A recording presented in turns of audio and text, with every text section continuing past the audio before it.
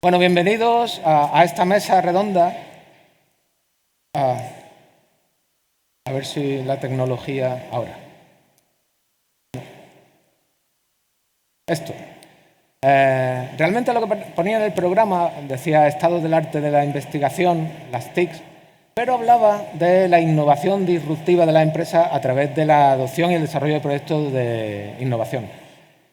Tenemos aquí, bueno, primero presentar la mesa, quizá, que es, tenemos a Iñaki Ochoa, de Zaragoza, del Instituto de Investigación de Salud de Aragón. También es el socio fundador de dos empresas. Luego tenemos Esther García Garaluz, de aquí de Málaga, que es de la empresa Eneso Tecnología de Adaptación. Luego ellos cada uno irán describiendo lo que hacen y darán más información. Y a Rubén Galloso, que viene de Santiago, el gerente del Instituto Tecnológico de Matemática Industrial ITMATI. Y de alguna forma, bueno, las mesas estas, sabéis, las coordina el CSIC y la Agencia Estatal de Investigación, y yo soy el coordinador del área de informática, y por eso mi presencia aquí. Entonces, lo que quiero, la mesa más o menos la queremos organizar.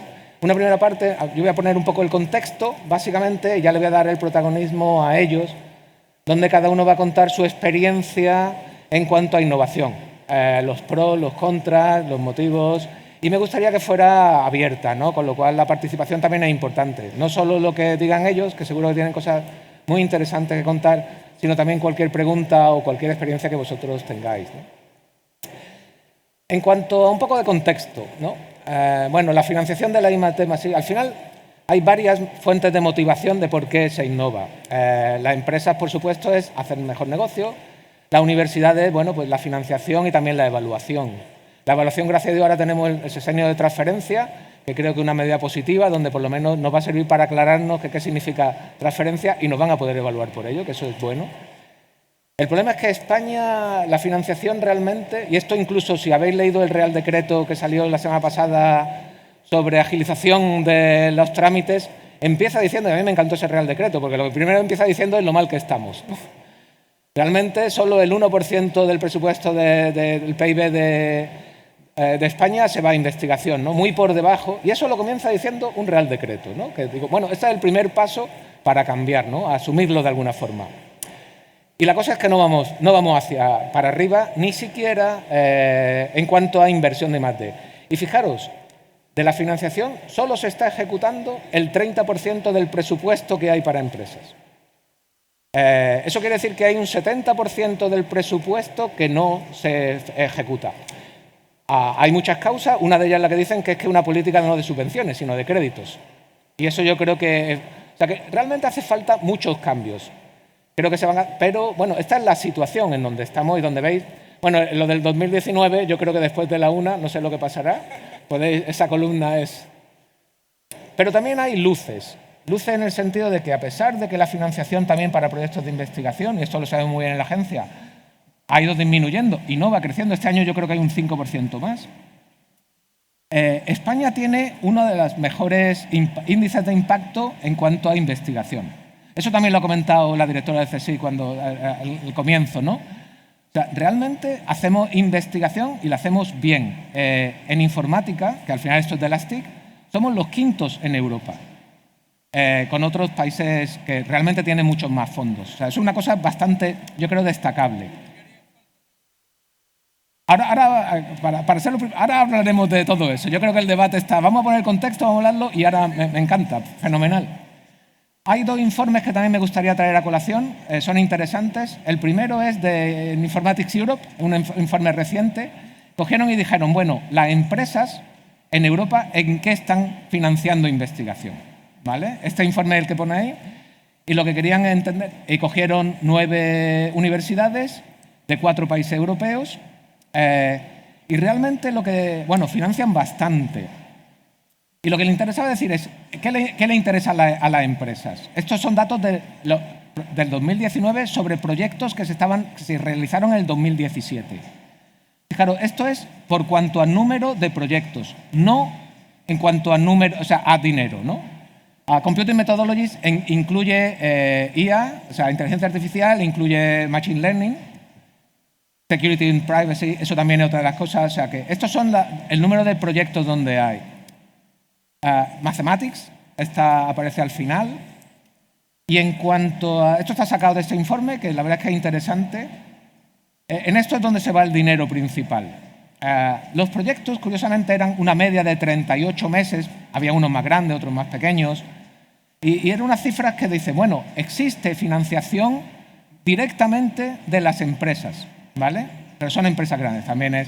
Y el dinero que se mueve es bastante elevado, ¿no? En general. O sea, que hay dinero que las empresas ahora mismo están poniendo para hacer transferencia de tecnología y para investigar. Esto es dinero que va a las universidades para subvencionar proyectos, ¿vale? Otra de las cosas es un informe también del año pasado sobre tratando de ver las tecnologías habilitadoras. Se definieron en el 2009 en la Unión Europea y la redefinió el año pasado, ¿no? Cuando habían pasado... En las TICs tenemos suerte, digamos, porque fijaros, de los KET estos, hay muchos que tienen que ver con las TICs y en particular hay dos que aparecen nuevos, como son el de inteligencia artificial y el de ciberseguridad, que forman ahora parte de lo que son las nuevas tecnologías habilitadoras. Entonces, ese informe también define la estrategia que va a seguir la Unión Europea. Y en cuanto a transferencia, nos ponen en amarillo, ¿no? Es decir, no lo estamos todavía... Nuestra transferencia comparado con otras no es elevado. Luego podemos discutir por qué sí, por qué no, qué motiva a las empresas a hacerlo, qué tipo de empresas innovan, por qué en la universidad realmente no estamos o sí estamos motivados a transferir. Eso yo creo que es la cosa para discutir en este foro, que es el apropiado. Antes de pasar a los temas de discusión, una cosa que es interesante también y que va saliendo, que lo hablábamos ayer, creo que, mira, Dijkstra, todos somos, los que seáis de informática conoceréis a Dijkstra, que era un informático que hizo muchas cosas en métodos formales y tal, y que mencionó en uno de esos ensayos sobre la relación entre la universidad y la industria, el índice de Buxton, que a mí me gusta mucho utilizarlo. Buxton decía... El índice de Buxton es el número de años en el que una empresa o institución para la cual planeas. ¿Cuándo esperas tener un retorno en tu inversión? Un político, normalmente a 4 años, porque después de los 4 años puede que no haya nada, ¿no? Una empresa pequeña, 2, 3 años, que es lo que le interesa, ¿no? Obtener negocio a 10 años da igual si a los 2 ya no tiene negocio, ¿no? Una empresa grande, 10. Entonces, lo que venía a decir Dijkstra era que 2 empresas, instituciones o personas están más cercanos a colaborar mientras más cercanos sean sus índices de Buxton. Y que es muy importante, cuando estemos negociando, tanto con una empresa como con otra persona, conocerlo. Porque lo típico que nos dicen a las universidades es que vosotros sois atemporales, ¿no? Cuando vaya a terminar un proyecto ya no es demasiado tarde. Y nosotros le decimos a muchas empresas, es que sois cortoplacistas, yo el año que viene no hace. Eso se debe precisamente al índice de Buxton. Y creo que es interesante tenerlo en cuenta por eso, porque yo creo que la transferencia también es una cuestión, como cualquier relación, de generosidad. Es decir, yo si quiero trabajar con una empresa como universidad, tengo que acortar mi índice de Buxton en las relaciones con ellos y ellos de alguna forma tienen que... Bueno, dicho esto, termina mi introducción y ya me gustaría pasar el protagonismo a la mesa, que estas son las cuestiones que se le plantearon y que a mí me gustaría que de alguna forma ellos discutieran, ¿no? Que es, ellos tienen una experiencia personal que han vivido, que yo creo que esa es la riqueza que tienen aquí, y que es la que nos pueden transmitir, ¿no? O sea, ¿qué los motivó? ¿Qué oportunidades se aprovecharon, ¿no? O sea, ¿qué problemas e inconvenientes tuvieron y han conseguido superar o no? Resultados, ¿merece la pena? Además, hay tangibles, intangibles, a corto plazo, a largo plazo consiguieron algo, lecciones aprendidas, y también luego, digamos, en una segunda... Cosas que pueden surgir, que son diferentes. Por ejemplo, hemos visto que la investigación en España está muy bien, pero la transferencia está muy mal. ¿Eso quiere decir que investigamos en temas que no le interesan a la empresa? ¿Estamos desalineados? ¿Cómo podemos...? La pregunta que tú hacías es, ¿cómo, de alguna forma, cómo motivamos? Hay un micrófono por ahí, sí. Yo lo que pienso, obviamente por mi experiencia profesional, y por mi trabajo, es que no se invierte lo necesario, por ejemplo, en el CSIC. Vamos a poner un ejemplo. Y en tecnologías de la información. Voy a poner una cosa. Cuando alguien hable, que diga quién es y de dónde viene y así nos... Ok. Vamos a ver, mi nombre es Gonzalo Gómez Galván. Soy de la empresa 777 International Consulting y represento los intereses del Vaticano en el mundo. ¿Vale? Su Santidad el Papa es, bueno, pues la persona que va a los países a visitar y tal, y yo soy quien trata con los gobiernos pues todas estas cosas, ¿no? Estos problemas que realmente a todos nos afectan directamente, ¿no? Soy licenciado en Económica, en Derecho, en Política, en Sociología, hablo 7 idiomas y bueno, el resto da igual. Soy un tío normal y corriente, simplemente con un coeficiente intelectual de 163, que Dios me lo ha dado, y ya está. Pero volviendo al tema, yo creo que no se invierte en no solo los bancos, sino las propias empresas. Yo se lo decía a César Alierta hace muchísimos años, como a otros muchos empresarios, que son grandes empresarios y empresarios a la antigua. ¿Me entiendes? Pues perdónate eso, porque creo que es un tema muy interesante y me gustaría que lo pospusiéramos. Sí, por favor. ¿Vale? Porque creo que es un tema que has tocado que sería muy interesante en la discusión. Entonces, sigamos con este, si no te molesta. Gracias. Bueno, pues entonces paso la palabra a Iñaki, que nos cuente de alguna forma su experiencia y sus... Bueno, yo soy Iñaki Ochoa y soy un invitado de lujo a esta mesa porque soy biólogo, soy bioquímico, entonces tengo muy poco conocimiento en TICs, pero sí que creo que puedo aportar una visión completamente diferente. Soy el coordinador de nuevas tecnologías del Instituto de Investigación Sanitaria de Aragón. ¿Eso qué quiere decir? Yo soy de alguna manera el nexo entre las necesidades clínicas y las nuevas tecnologías. Soy biólogo, estoy cercano por conocimiento a la parte más clínica, a la parte más de las necesidades, pero trabajo con ingenieros en mi desarrollo profesional, en mi carrera. Entonces, he intentado a lo largo de estos últimos 10 años tratar de traducir esos pequeños problemas de lenguaje que hay entre esos dos mundos, ¿no? Entonces, una de las cosas más interesantes que hemos visto en el instituto es que las TICs tienen un increíble, absolutamente descomunal impacto en lo que va a ser la salud del futuro. Ahora mismo se están moviendo proyectos en Europa de más de 1.000 millones de euros para implantar las nuevas tecnologías, las tecnologías de la comunicación, la inteligencia artificial, el machine learning en temas de salud. Esta tecnología puede impactar al más alto nivel, al nivel europeo más grande, más de nuevo desarrollo de fármacos, lo que se llaman los avatares humanos o los ensayos clínicos in silico, pero también pueden llegar a temas tan sencillos como la historia clínica de los pacientes, compartirla, que cada comunidad autónoma tenga un historial clínico y no se pueda compartir, o que yo no pueda compartir los datos para investigación con gente de Alemania, con gente de Holanda. No se hace no por un problema técnico, porque realmente la tecnología existe, es un problema de comunicación. No se han unido esos dos mundos, nadie ha venido a explorar esa nueva oportunidad de negocio y yo creo que es ahí donde va a haber infinidad de oportunidades. Creo que por ahí puede haber, y lo que comentaba antes el compañero es decir, bueno, inversión, sí, hace falta inversión, ¿quién la pone? ¿Quién es el que pone? Pues estoy seguro de que habrá yo no soy experto en eso, pero seguro que hay muchas personas que ven oportunidad de negocio y lo que comentaba antes, no hace falta montar empresas de 1.000 millones de euros mañana.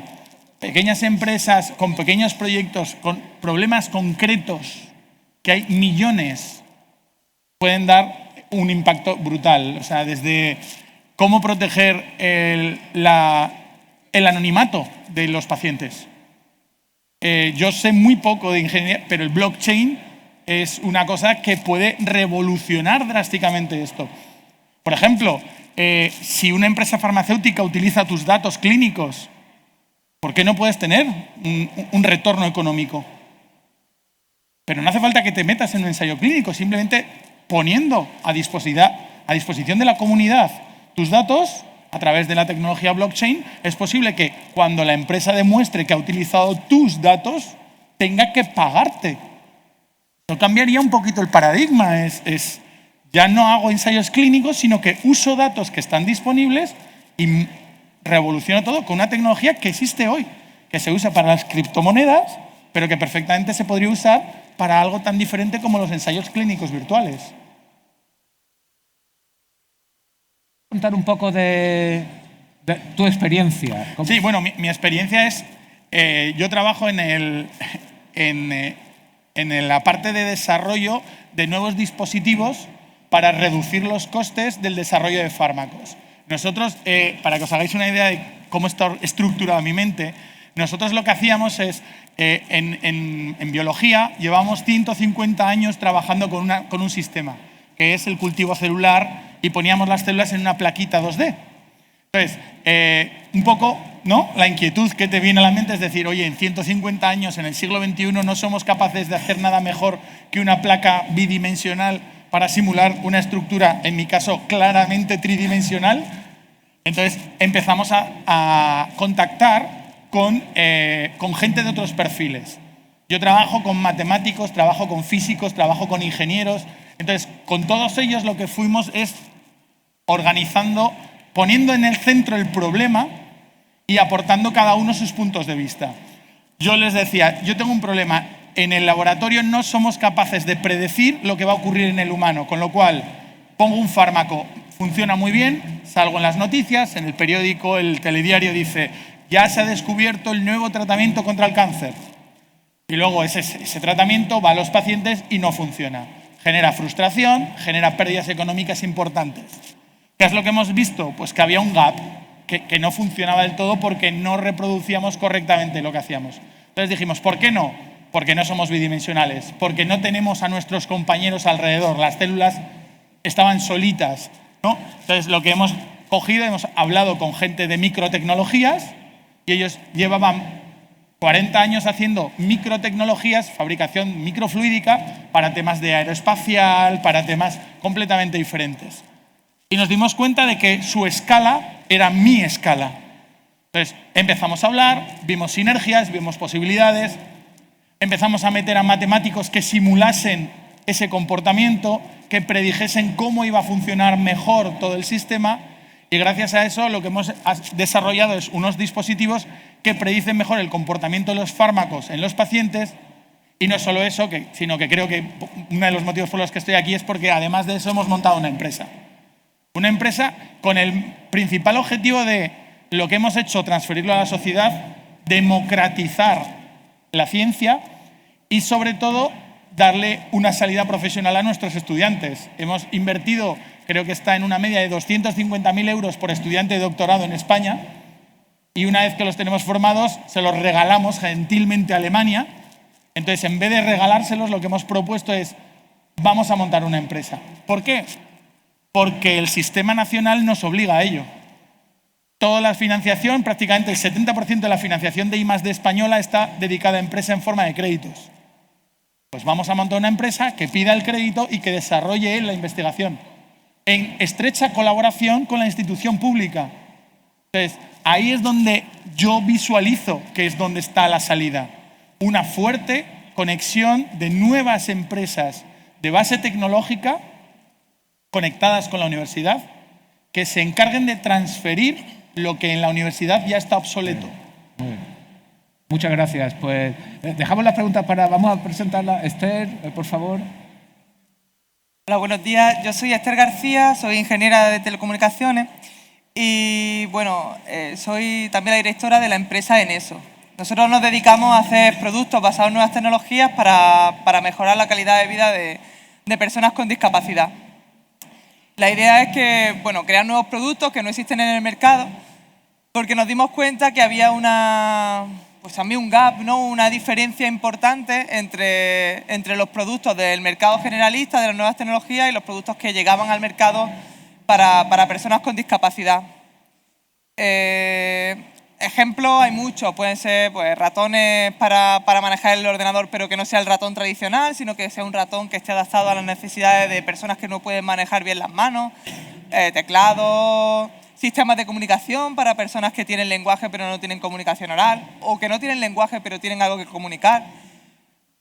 Muchas posibilidades de tecnología que pueden utilizar y aprovechar tecnologías que existen, pero no las estaban aprovechando por alguna razón, ¿no? Por el tema económico y sobre todo por la inercia de la industria, ¿no? Que se dedica a los grandes mercados y no hace ese último paso de pasar esa tecnología que ya está desarrollada al producto pequeño comercial que está en la calle, ¿no? Entonces nosotros que venimos del mundo de la universidad, tanto yo como mi socio trabajamos en la Universidad de Málaga, donde desarrollábamos proyectos de investigación, decidimos aprovechar pues, ese conocimiento que ya teníamos en cómo desarrollar un proyecto y llevarlo a intentar sacar productos comerciales a mercado, ¿no? Fue toda una aventura porque ese quizá es el paso más complicado muchas veces, una investigación, una tecnología que ya está desarrollada, cómo convertirla en un producto concreto, que haya pasado todas las certificaciones, que tenga todas las homologaciones necesarias.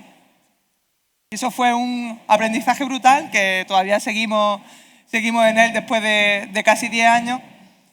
Y esa es la parte que me parece que es casi la más importante de todo esto que hablamos, ¿no? Hay mucha financiación para el desarrollo de proyectos, la investigación es muy buena en España, pero esa última parte de la transferencia, el convertirlo en un producto vendible, comercializable, es bastante complejo, ¿no?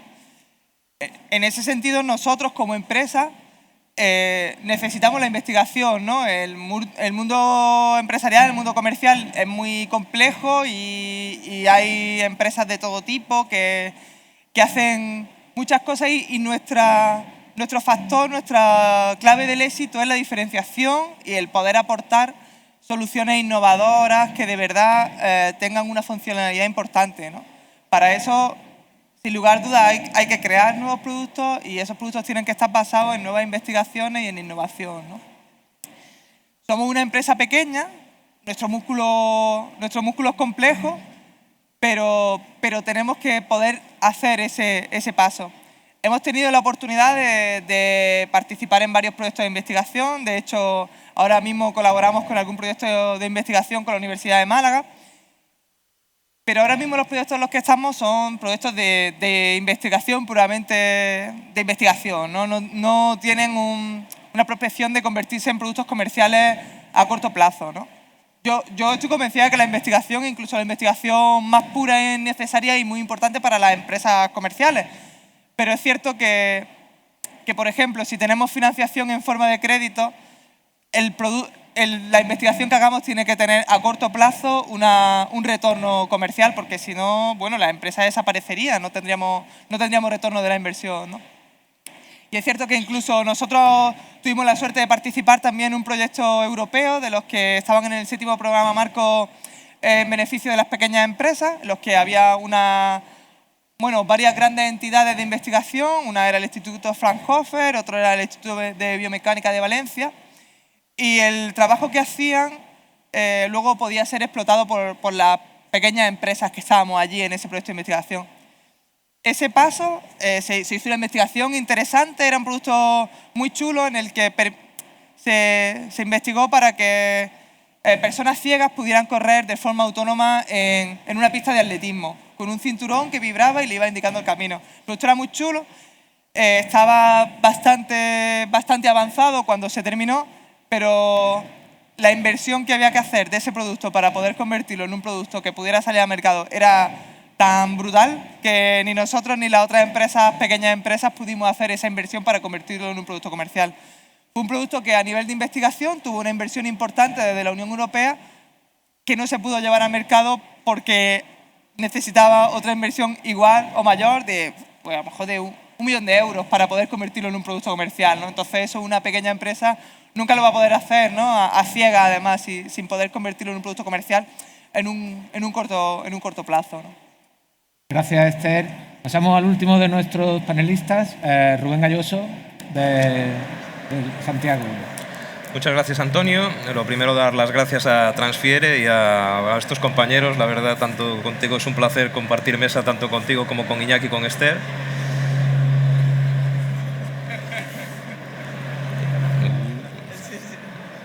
Lo primero que sí es pues un poco comentaros mi experiencia y de dónde vengo. Yo soy el gerente del Instituto Tecnológico de Matemática Industrial y no soy matemático, soy en este caso ingeniero industrial.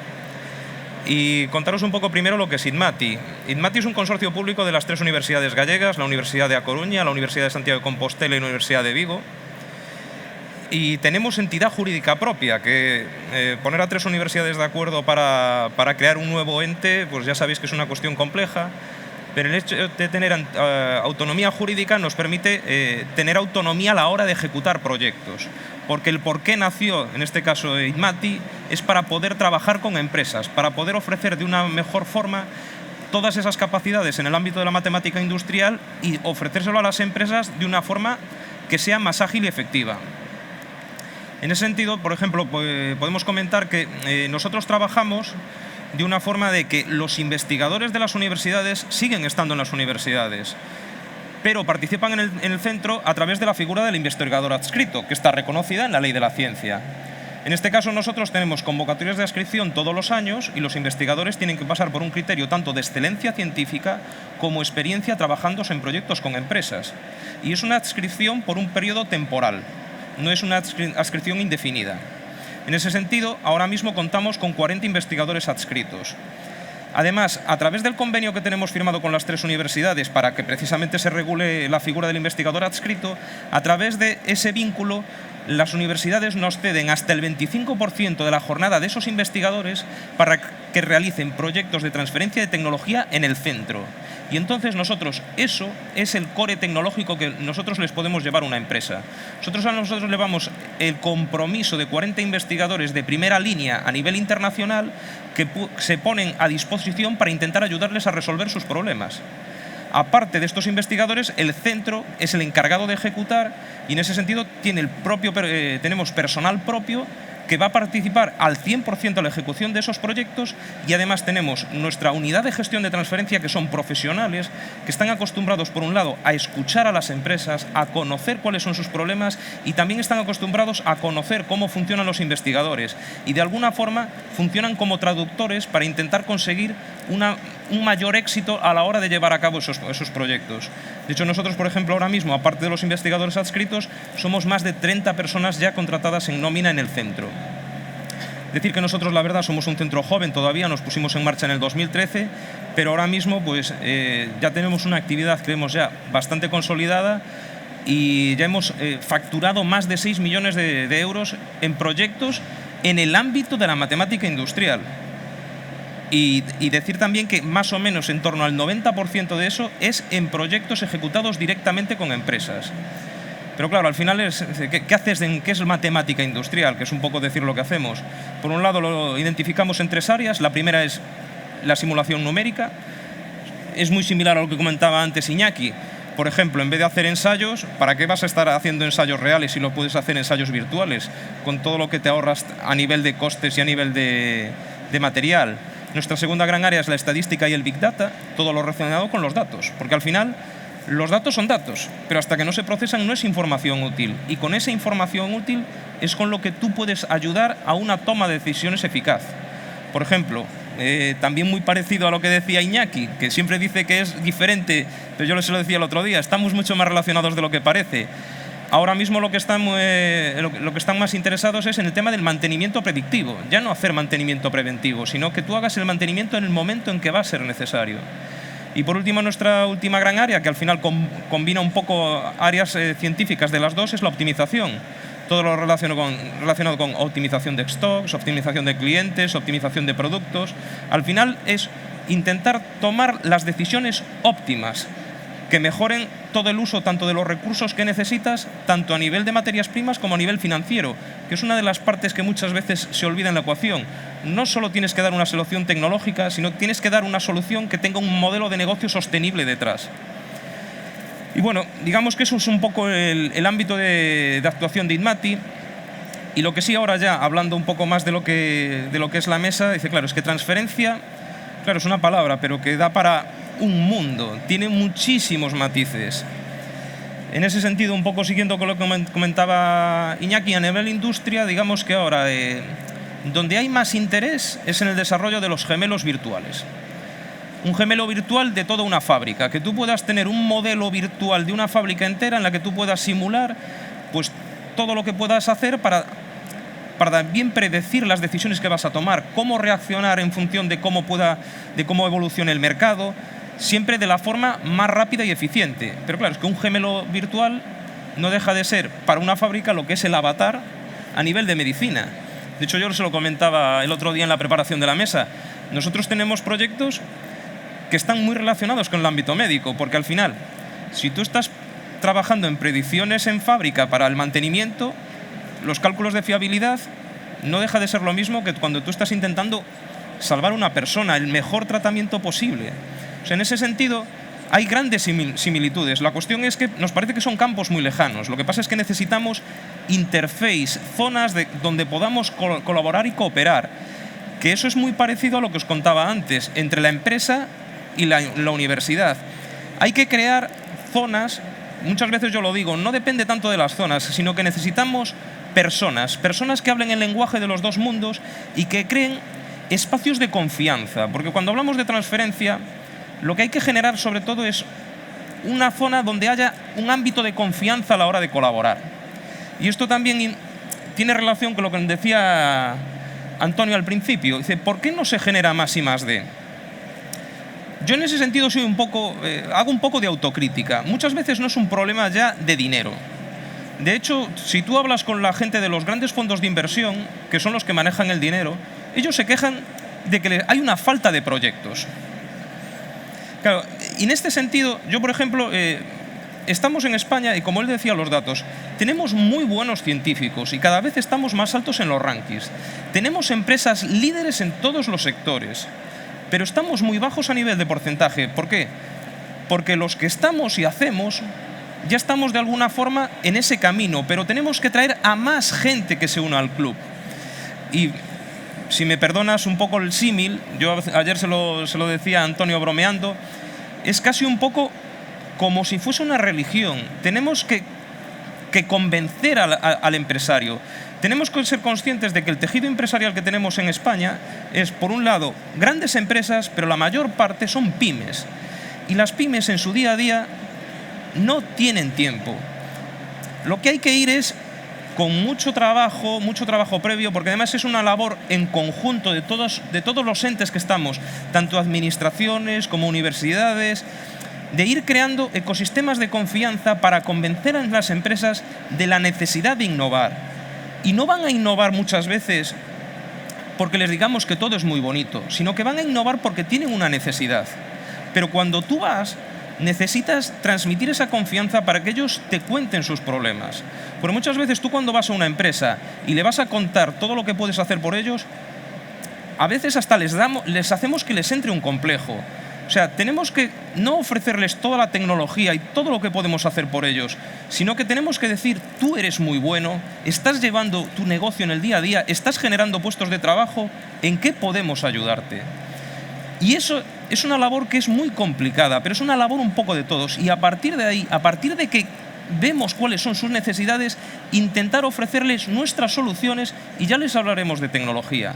Pero esto es un trabajo muy duro, porque yo ayer leía una noticia y venía a decir que las empresas se encuentran de alguna forma sobreexpuestas a la tecnología.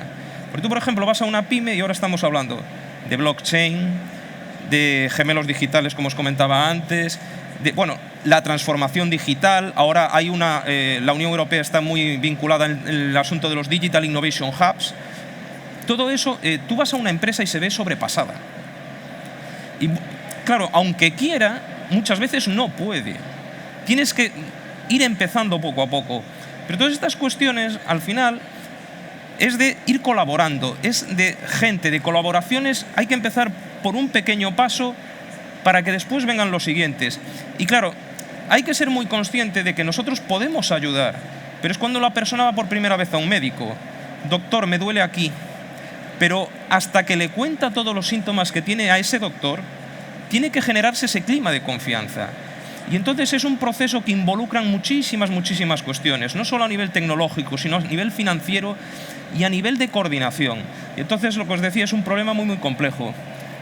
Y ahora Gracias, creo que ya me he extendido bastante. Creo que han salido un montón de temas. A mí me gustaría también añadir una cosa que se está comentando aquí, que realmente lo de Europa y mandar... Yo siempre he dicho que no está mal que mandemos mientras que traigamos gente.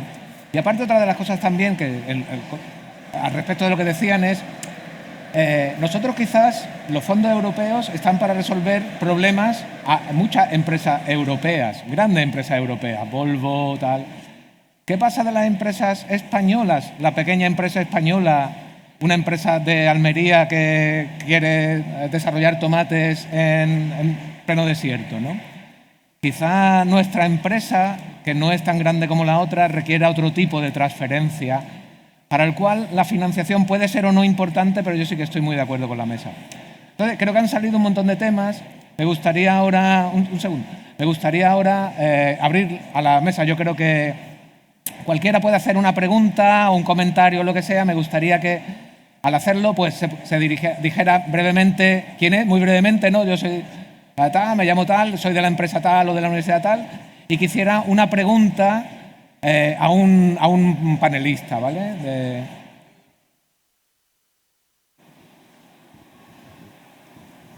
Yo quiero decir a los tres que quiero una tarjeta de cada uno y que en la tuya, Ignacio, voy a invertir 7 millones, en la tuya 7 millones y en la tuya 7 millones. Y que la semana que viene, bueno, yo vuelvo de Estados Unidos, el 24 de marzo la ponemos en marcha. ¿Vale? Muchas gracias. ¿Quiere alguien más subirse aquí a la mesa? Hay más gente que quiera invertir en... Bueno, ¿alguna pregunta, comentario?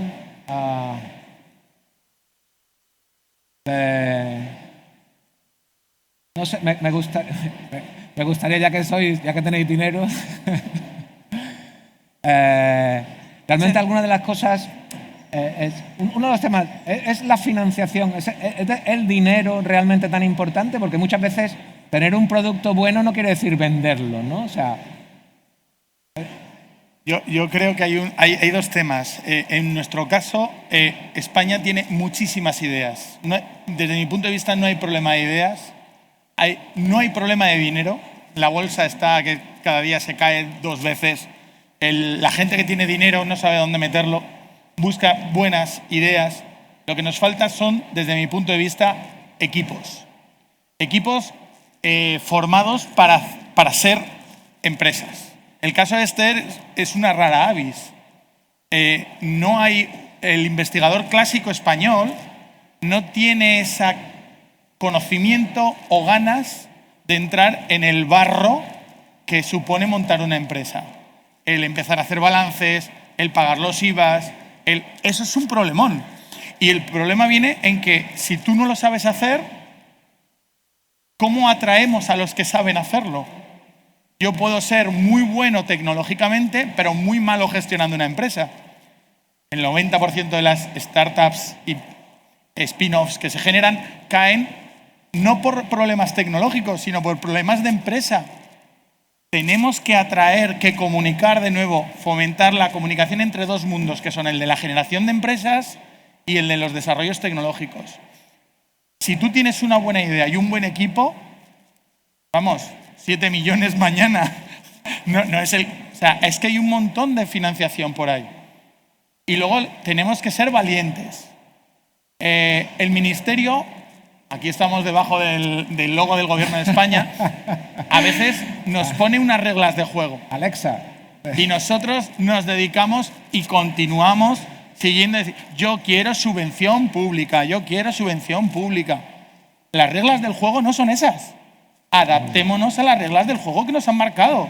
¿Qué es? ¿Crédito y financiación con creación de empresa de base tecnológica? Hagámoslo. No dejemos al ministerio, no le dejemos al ministro de Hacienda que se lleve el 70% del dinero de la I+D para pagar la deuda. No lo podemos permitir. Pero no le echemos la culpa a ellos. Veamos nosotros qué podemos hacer y hagámoslo. Muy bien. En nuestra mano está montar empresas. Lo único es que hay que encontrar las personas adecuadas. Que eso, para mí, es el gran reto, juntar esos mundos. Muy bien. Es complicado. Creo que tradicionalmente no se ha pensado en esa transferencia, ¿no? En que se veía como dos mundos muy separados, ¿no? La parte de la empresa, la parte de la investigación y no pasaba nada, ¿no? Pero ahora ha llegado el momento de verdad, de transferirlo y es cierto que esa es la parte complicada. Seguro que no es problema de dinero. Si alguien tiene una muy buena idea y tiene la capacidad de demostrar que puede ejecutarla, va a encontrar inversores que le den el dinero, ¿no? Pero es cierto que esa es una parte, no solo ya la propia gestión empresarial cotidiana, sino lo que comentaba antes, que para nosotros ha sido como el gran reto convertir esa investigación en un producto comercial, ¿no? Esa es la parte más complicada para nosotros y que quizá no siempre se le está poniendo la atención que merece, ¿no? No te digo que sea exactamente un problema de financiación, pero sí que tenemos que buscar cómo terminar, ¿no? Esa tecnología, ese desarrollo, la venta, ¿no? El verlo como un producto comercial que tenemos que comercializar a medio o corto plazo, ¿no? Rubén, ¿tú crees que hay dinero o no hace falta? A ver, yo personalmente creo que hace falta dinero, pero hay que saber colocarlo y tienes que tener un modelo. Y el problema que hay es que muchas veces cuando hablamos del ecosistema de transferencia es porque igual no tenemos una estrategia bien definida. Y en ese sentido sí que se han hecho muchos esfuerzos, pero es igual un poco como la política de educación en este país, que vamos, o sea, en vez de seguir una línea recta, vamos buscando curvas. Yo, por ejemplo, diría, a ver, no sé cómo explicarlo, pero sí que diría que tenemos que ser muy conscientes que nosotros a las universidades y a los centros de generación de conocimiento estamos haciendo como país una inversión pública muy grande para tener un conocimiento disponible. O sea, tiene que haber investigación básica. Sí que tenemos que tener muy claro cuál es la cantidad que debemos de como país apostar, pero sí que tenemos que tener esa investigación básica para tenerla disponible. Pero sí que lo que tenemos que tener claro es que si una universidad tiene esas capacidades, no son para regalarlas. Cuando una empresa quiere hacer negocio y tiene esa posibilidad de acceder a esa tecnología, esa empresa debe de ser consciente de que tiene que pagar por ello. Porque nosotros ese desarrollo lo hacemos para tenerlo como país. Porque si no, esa empresa dependería igual o de Estados Unidos, o de China, o de Japón. Y tiene que ser muy consciente que si quiere ser competitiva, como país tenemos que hacer esa inversión e investigación para tener ese conocimiento. Pero que la empresa tiene que saber que si ella quiere tener un negocio, debe retornar una inversión para hacer ese negocio. Ahora, otra cuestión es que cuando hay un proyecto de I+D donde participa una empresa, sí que obviamente tiene que haber dinero, pero no dinero, digamos, como la empresa pensando en a ver lo que puedo sacar de tajada, sino simplemente como es la gasolina que te permite llegar de un punto a otro. Cuando estás haciendo un proyecto de I+D, hay que de alguna forma muchas veces quitarle la parte de I+D y pensar que es una inversión. Una empresa cuando necesita hacer una inversión, digamos, o una nave, o comprar un camión, o comprar un equipo, está pensando en que necesita hacer un gasto para después tener un retorno. Pues un proyecto de I+D conceptualmente es lo mismo. Lo único que pasa es en un plazo más dilatado, como hablabas antes del índice de Buxton. Y en ese índice la empresa tiene que ser consciente que si una nave se amortiza 20 años, un proyecto de I+D también es más dilatado. ¿Que lo quiere para ayer? Ya, pero es que igual llegas tarde. Cuando tú estás intentando hacer un proyecto de I+D, lleva unos tiempos y esa transferencia de tecnología lleva unos procesos y debe de ser consciente de que eso que se pide no es para mañana, y lo que tiene que ser consciente es que la investigación para llevarla a mercado y que sea exitosa y que después sea innovadora, porque la innovación viene después y hay que tener una cosa muy concreta. La definición de innovación implica éxito y retorno, ya sea a base de dinero o otro tipo de resultados, pero implica que ha habido un éxito. Hay muchos proyectos que son muy disruptivos tecnológicamente, pero no han tenido éxito, entonces no son innovación. Y eso es otra cuestión. Cuando hablamos de lenguaje, empezamos a hablar de cosas que le damos categorías distintas de las que tienen. Y en ese sentido, si la empresa está pensando en un producto que tenga ese recorrido, tiene que saber que si va a ser realmente disruptivo, si realmente le va a crear un nuevo mercado en el que va a ser dominante, va a necesitar años. Cuando Apple lanzó el primer iPhone, ¿cuántos años había detrás de I+D? O sea, lo que pasa es que cuando llegamos a blockchain, lo quiero para mañana, es complicado. Otra cosa es que después tenemos las pymes. Las pymes no van a entrar en ese gran tipo de proyectos. Necesitan otros ritmos y necesitan otro tipo de ayudas. Posiblemente en ese caso sí que necesiten algo que esté más cercano ya al mercado, que igual no se lo ofrece la universidad, sino que se le ofrece la parte final de la universidad, que ya tiene igual ya casi un producto casi comercial que puede hacerlo. Pero hay que saber que todo esto tiene que tener una especie de modelo, unos tiempos, un índice de Buxton, pero que nosotros mismos, los que estamos en el ecosistema, tenemos que ser muy conscientes para ver cómo nos casamos. Al final, cuando hacemos un proyecto de I+D, no deja de ser un matrimonio entre dos personas. Y no todo el mundo se casa unos con otros, no. Tienes que llegar a conocer bien quién es tu pareja para llegar a una relación más duradera. Y esto al final es lo mismo. Tiene que haber un proceso de conocimiento mutuo y un planteamiento de qué objetivos, qué resultados buscamos a futuro. Y entonces es cuando se produce la unión. Y al final esto no deja de ser muy diferente, pero sí que tiene que haber ese conocimiento. Y sí que yo soy muy crítico en el sentido de que muchas veces hay empresas que tienen problemas y son activos, pero sí que no tenemos un sistema donde diga, mire, el que mejor tiene solución a su problema es este.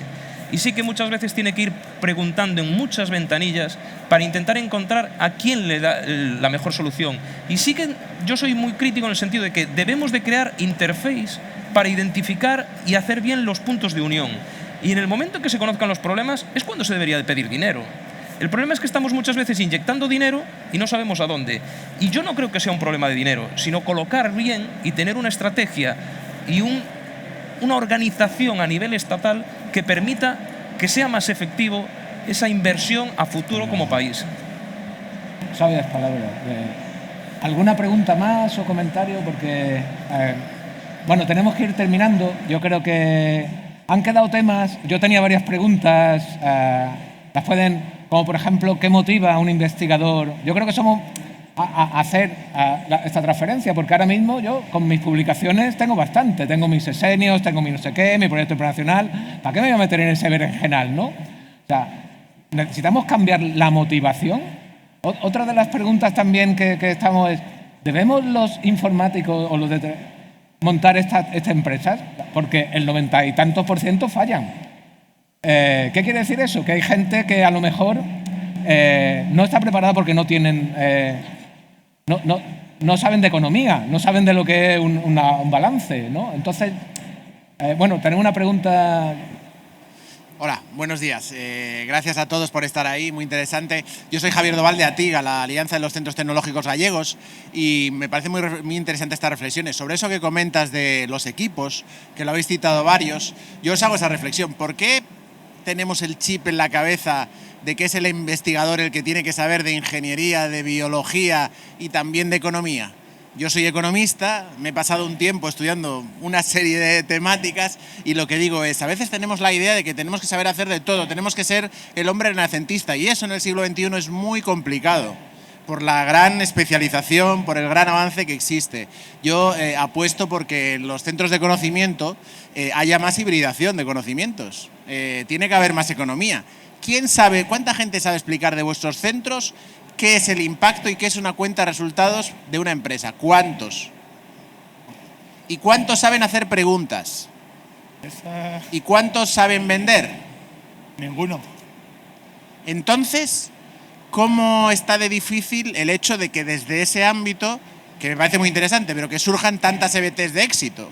Es complicado, realmente. Es imposible. No, es magia. Lo que hacemos es magia.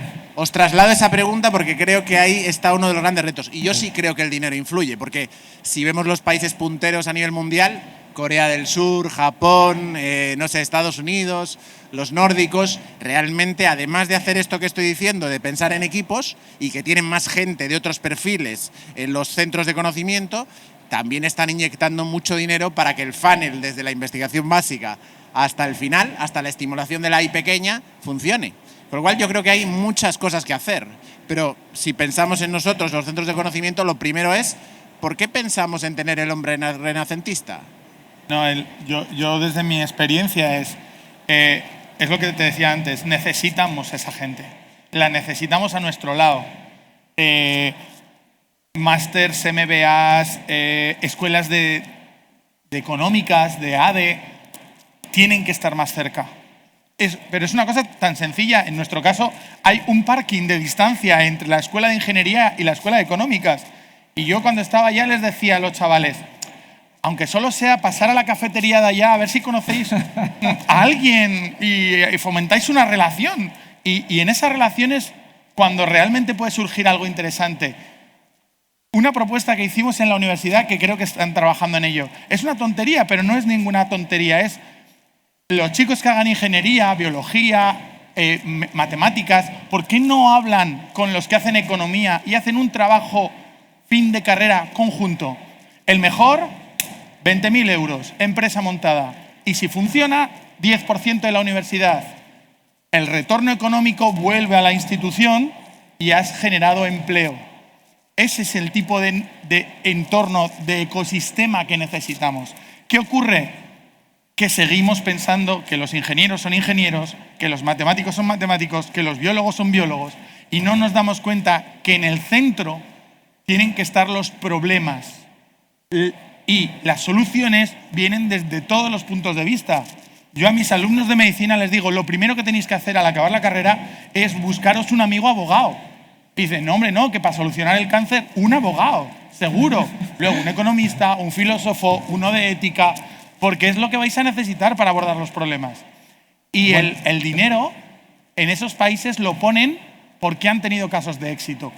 Es muy fácil convencer a una empresa cuando tú le dices, mira, esta empresa factura 30% más gracias a mí. Esta empresa factura 80% más gracias a mí.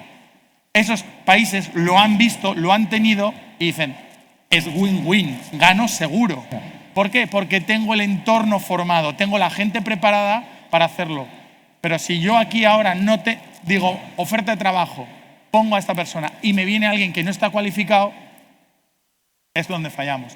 Nos falta esa comunicación, entender que no estamos metidos, el economista no va a acabar en la fábrica, sino que puede acabar perfectamente en una EBT, y nosotros tenemos que entender que no sabemos hacer un balance, que tenemos que dejárselo a los que saben y que ellos son los que van a encontrar financiación, ellos son los que van a resolver los problemas de ventas y ellos son nuestros jefes. Y eso es lo más duro que le puedes decir a un investigador, que su idea no va a ser él el jefe, que va a ser otro, pero puede ser el jefe de la gente que lo hace, que lo lleva a cabo. Tú seguirás siendo el dueño de la idea, pero es muy duro convencer a un investigador de que su niño, que él no es el papá, él no va a poner las órdenes, que tiene que ser otro. Muchas gracias.